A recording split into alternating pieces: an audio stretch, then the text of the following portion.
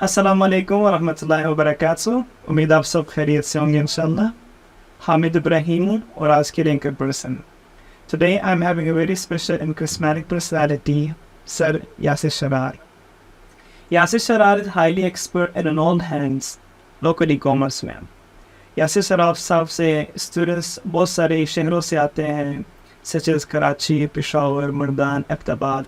इनके साथ मेंटोरशिप में 1 month हॉस्टलाइज स्टूडेंट्स होते हैं और उनके लिए एक महीने के अंदर ही कारोबार इनके हाथ में दी जाती है। तो आइए बात करते हैं यासिर साहब से कि मदर्स की क्या स्टोरी है, कैसे है सर? अल्हम्दुलिल्लाह आमिर भाई, thank you so much for inviting me. मैं ठीक ठाक हूँ, आप सुनाएं कैसे? अल्हम्दुलिल्लाह। And sir the very first question, local e commerce है क्या चीज़? देखिए, सबसे पहले हमें ई कॉमर्स को समझना होगा कि ई कॉमर्स क्या है।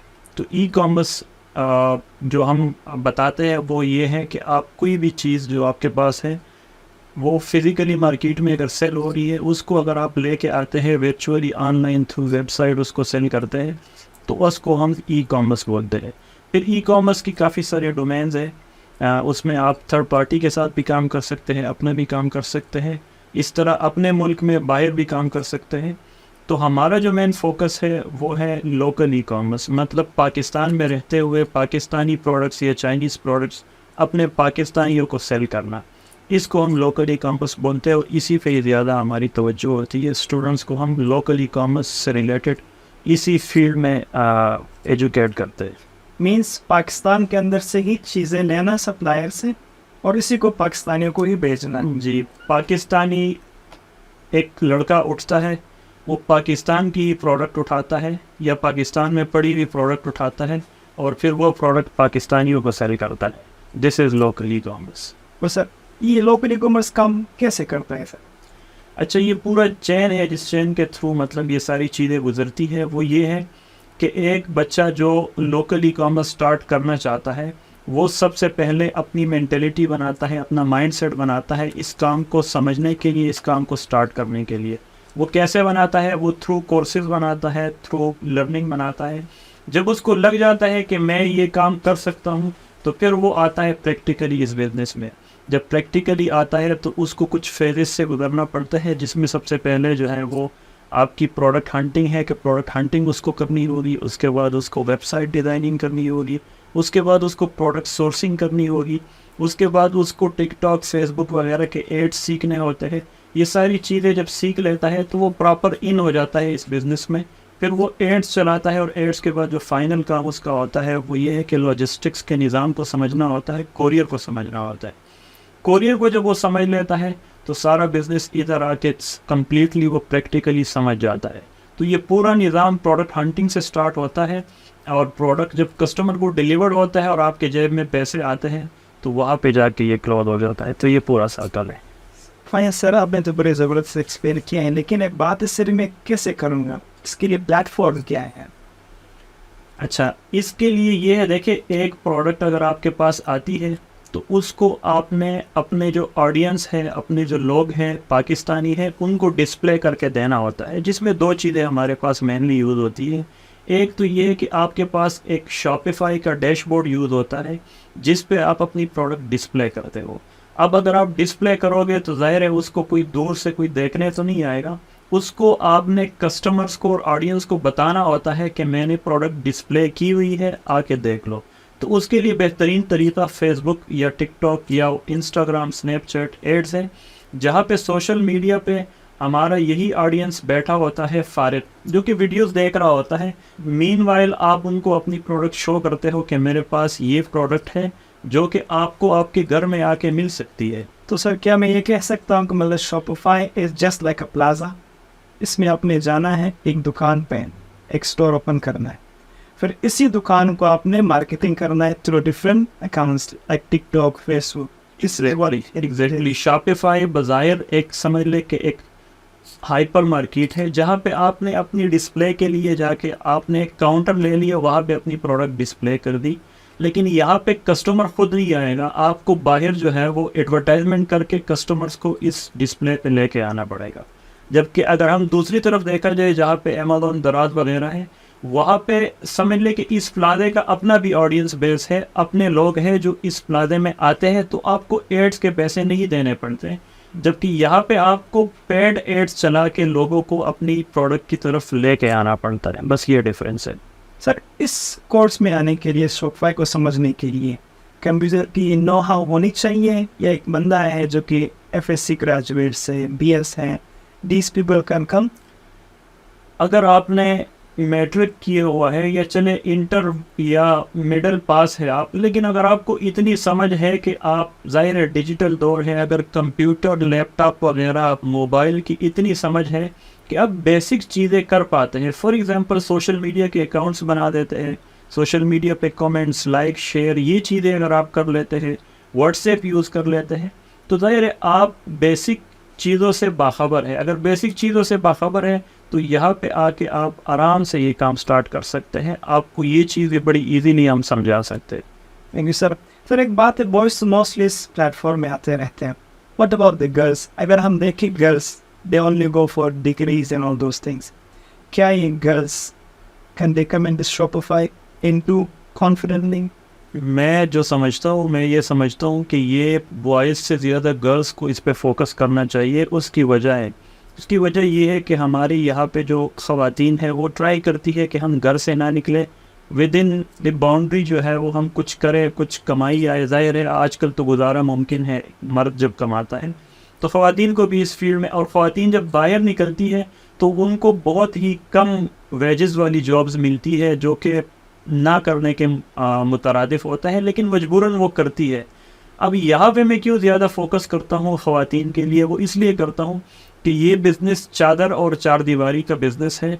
यहाँ पे आप अपने घर के अंदर बैठ के सारे एक्शंस परफॉर्म कर सकते हैं, सारी चीज़ें कर सकते हैं।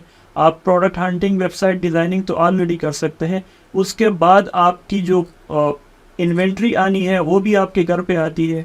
उसके बाद आपको अगर ऑर्डर आता है वो भी आपके घर पे आता है। फिर उसके बाद अगर आप उस ऑर्डर को शिप करते हैं तो कोरियर वाले आके आपके घर से उठाते हैं। फिर जब आपको पेमेंट आती है तो वो भी घर पे आती है। तो मतलब लिटरली आपको घर से बाहर निकलने की ज़रूरत ही नहीं है इस बिज़नेस के लिए। तो मैं कहता हूँ पाकिस्तानी हमारी जो ख़वातीन हैं उनके लिए बेस्ट ऑप्शन है कि वो ई कॉमर्स सीखे और लोकल ई कॉमर्स में कुछ ना कुछ करके दिखाए। सर, अब एक वेमेन, उससे अब जैसे कि ख़वातीन की आपने बात की, अब ख़वातीन को भी इन्फ्लुएंस कैसे करें कि यस आपने आना है एंड इट्स 100% कि it can support your family, इस तरफ कैसे लाएं? देखिए, ख़वातीन को एजुकेट करने से बेहतर है कि उनके मर्दों को एजुकेट किया जाए। ज़ाहिर है ख़वातीन के पास अपना इतना फ्रीडम नहीं होता कि वो ख़ुद आ जाए। तो मेरे ख्याल में अगर हम उनके पेरेंट्स को ही एजुकेट कर दे कि आपके घर में बैठी हुई जो मैट्रिक पास है, इंटर पास है या डिग्री की भी जो आपकी बेटी है वो आपसे ज़्यादा कमा सकती है, तो जाहिर है उनके पेरेंट्स को या उनके हस्बैंड्स को अगर हम एजुकेट करें तो वो इससे बेहतर होगा कि हम फीमेल्स पे काम करें। तो ओवरऑल तो वैसे अवेयरनेस फीमेल्स के लिए भी क्रिएट करते हैं, लेकिन मेरे हिसाब से मर्दों को ज़्यादा एजुकेट करने की ज़रूरत है। तो मर्दों को ज़्यादा एजुकेट करने से मतलब ये से बहुत सारे उससे पेरेंट्स हैं जो इस पर यकीन ही नहीं करते। टिपिकल ऑल माइंड सेटअप, तब इसको मॉडर्नाइजेशन में कैसे ला सकेंगे? यकीन तो खैर काफ़ी चीज़ों पे नहीं करते। आप अगर हमारे स्पेशली KPK में चले जाए तो KPK में तो आज भी लोगों का ये माइंडसेट है कि ऑनलाइन कमाई ये कोई फजूल किस्म का जो है वो कॉन्सेप्ट है, ऑनलाइन कमाई होती ही नहीं है। लेकिन उस हिसाब से अगर देखा जाए तो बहुत अच्छी अवेयरनेस आ रही है। उस अवेयरनेस के लिए हम क्या करते हैं कि डैशबोर्ड्स दिखा देते हैं उनको, उनके ऑर्डर्स और सेल्स और फिर पेमेंट, और हर तरह से हम ट्राई करते हैं कि लोग एजुकेट हो। लेकिन अल्हम्दुलिल्लाह काफ़ी अच्छी अवेयरनेस क्रिएट हो रही है, काम चल रहा है। इंशाल्लाह टाइम के साथ साथ बाकी अवेयरनेस भी आ जाएगी। यासर साहब, मैं कैमरे को देख एक बात कर रहा हूँ, क्या ख्वातीन और हजरात ईजिली इस शॉपिफाई में काम कर सकती हैं? बिल्कुल कर सकती है। मैंने क्या बताया कि सिर्फ उनको अपना इरादा बताने की ज़रूरत है, अपना माइंडसेट बनाने की ज़रूरत है। मैं कहता हूँ कि एक बाप जो समझता है कि घर पे मेरी डिग्री की हुई बेटी किसी काम की नहीं है और उसको जॉब नहीं मिल रही, उसको ये नहीं पता कि घर पे बैठी हुई ये मेरी बेटी ये मुझे माहाना 2-3 लाख 5 लाख 10 लाख रुपए कमा सकती है अपने लिए और अपने पेरेंट्स के लिए। अब अपने इनके पेरेंट्स को एजुकेट करने की ज़रूरत है कि आपके घर में ये जो एजुकेटेड आपकी बेटी बैठी हुई है, ये कोई बेकार खातून नहीं है, ये आपसे अच्छा कमा सकती है अगर आप उसको फ्रीडम दे दे, अगर आप उसको सिर्फ यस बोल दें और उसको जाने दें कि वो किसी लिहाज से भी ऑनलाइन या फिजिकल कोई भी कोर्स करके इस बिज़नेस को समझे, तो मैं कहता हूँ वो पेरेंट्स हैरान हो जाएंगे कि जहाँ पे हम पूरी ज़िंदगी लगा के 2 लाख कमाते हैं, मेरी बेटी 1.5-2 महीने 3 महीने में इस काबिल होगी कि मेरे से ज़्यादा कमा रही है। अच्छा, थैंक यू सर। सर इसके लिए बजट का कितना मिनिमम और मैक्सिमम होना चाहिए? मिनिट्स बजट इस बिजनेस को स्टार्ट करने के लिए मैं समझता हूँ 1.5 लाख से 2 लाख रुपए आपके पास होना चाहिए। अगर आप बिल्कुल स्मूथ काम करते हैं, मतलब मिनिमम ऑर्डर्स पर डे पे आप काम करते हैं, और मैक्सिमम आप जितना गोल्ड डालेंगे उतना मीठा होगा, जितना ज़्यादा इसमें इन्वेस्टमेंट पुट करेंगे उतना ज़्यादा उसका आउटपुट निकलेगा। Sir thank you sir. चलो सर, एक प्रोडक्ट तो मैंने ढूंढ लिया, अब प्रोडक्ट ढूंढने के बाद इसके सप्लायर्स को ढूंढना डिफिकल्टीज आता है इसमें कि नहीं? बिल्कुल एक डिफ़िकल्ट काम है ये। देखिए ये भी बाकी बिजनेसेस की तरह कोई आसान बिजनेस नहीं है, ये भी एक मेहनत वाला बिजनेस है जिसमें आपको मेहनत चाहिए होती है।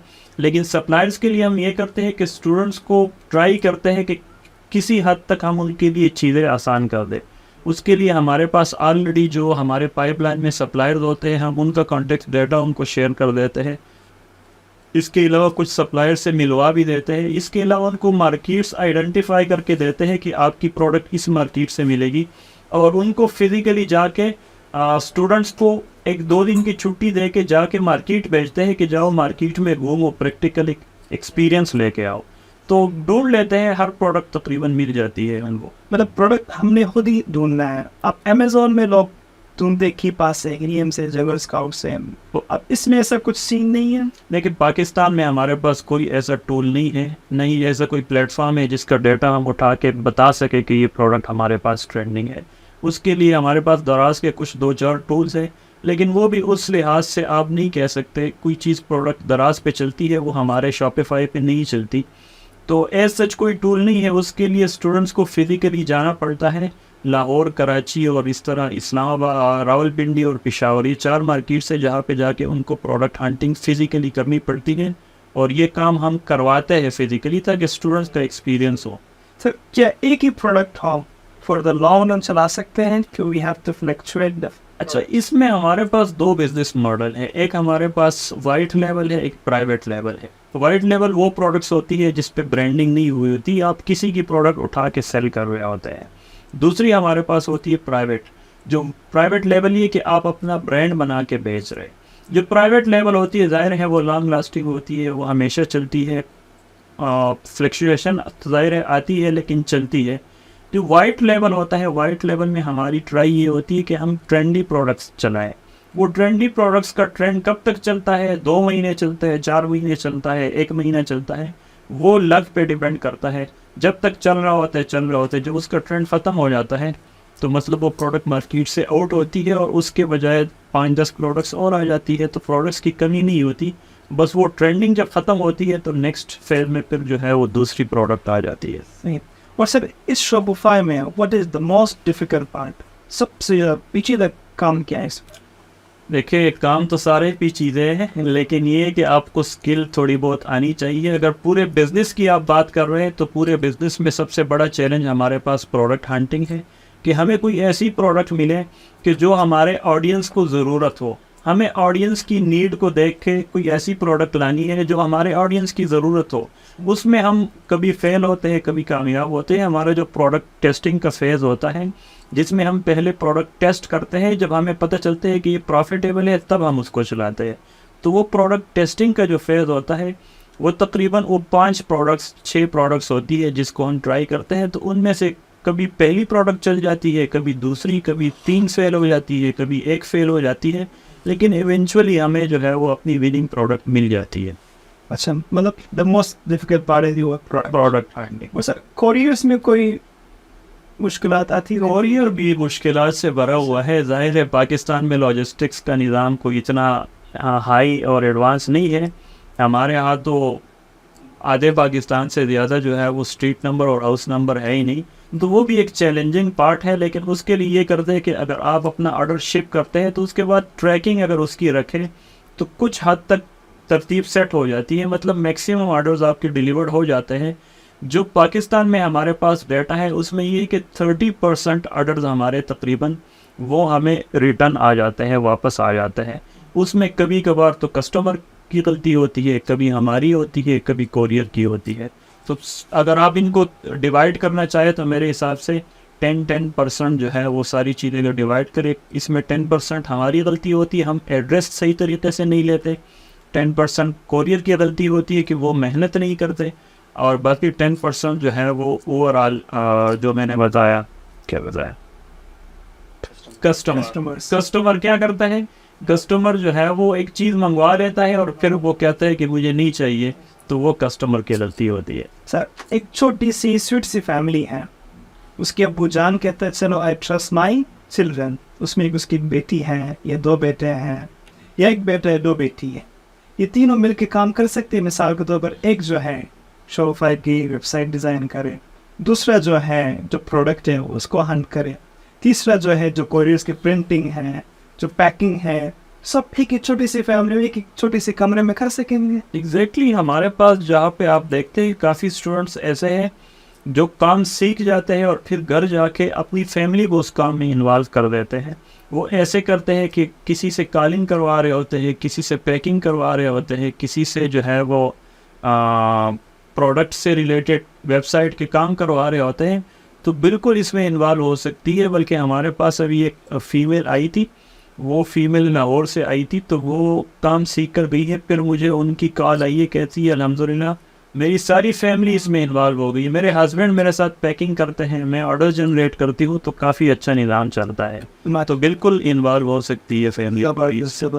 सो ये मेंटालिटी है। सिर्फ शॉपिफाई की बात नहीं कर रहा हूँ, कोई भी बिजनेस, कोई भी डिग्री, कोई भी कोर्स अगर आप करते हैं तो ज़ाहिर है जब आपको कोई नॉलेज ना हो तो हर चीज़ आपको पहाड़ लगेगी। लेकिन मैं जो सर्चिंग की बात करूं कि आप आधा घंटा निकाल के रिसर्च करें, उससे आपको ओवरऑल तो आइडिया हो जाता है कि कौन सा बिजनेस किस तरह कंपैरेटिवली कितना मुश्किल है, ये वाला मुश्किल है, ये वाला मुश्किल है। उसके आप स्टूडेंट्स का स्टेप्स देखें, उसके आप जो आपका जो ट्यूटर होता है जिसके पास आप जाने वाले हैं उसके रिव्यूज़ देखें, तो आपको ओवरऑल तो कुछ पता चल जाता है ना कि this is my taste, this is not my taste. तो वही चीज़ है कि पहले थोड़ा बहुत आधा घंटा निकाल के रिसर्च करें। हमारे यहाँ अलविया ये है कि लोग, मैंने आपसे सुना, आपने इनसे सुना, इनसे इससे सुना, एकदम जंप कर देते हैं चीज़ में, फिर बाद में पता चलता है कि this is not my taste, तो फिर जाके फंस जाता है और इवेंचुअली वो स्टूडेंट नाकाम हो जाता है। तो पहले अपने आप को देखें कि आया आप बिज़नेस कर सकते हैं कि नहीं, आप ये मुश्किलात फेस कर सकते हैं कि नहीं। हमारे यहाँ जो हमारे स्टूडेंट्स होते हैं उनको सबसे पहला लेक्चर हम देते हैं जो इसके मुश्किलात होती है, हमारे पास जो नेक्स्ट डिफ़िकल्टीज आने वाली है, उसके बाद हम उनको बोल लेते हैं कि आया अगर आप इस डिफ़िकल्टी को फेस कर सकते हैं तो रहें, अगर इस डिफ़िकल्टी को फेस नहीं कर सकते तो आप मेहरबानी करें क्विट कर जाएं, क्योंकि बाद में क्विट का ऑप्शन आपके पास नहीं होता। तो शुरू में वैसे ये रिसर्च करनी चाहिए, देखना चाहिए कि मैं ये मेरे बस की बात है कि नहीं। अगर आप रिसर्च नहीं करते तो जिम्मेदार आप खुद होते हैं। थैंक यू सर, हमारे कुछ गुजारिशात थे, आपने जवाब दे दिए। Thank you so much. Yes viewers, जैसे कि आपने सुना यासिर साहब को और उसकी एक्सपीरियंसेस को, उम्मीद है आपने बहुत कुछ सीखा और इस छोटी सी वीडियो में। Everything is lovely over there. Allah हाफिज़।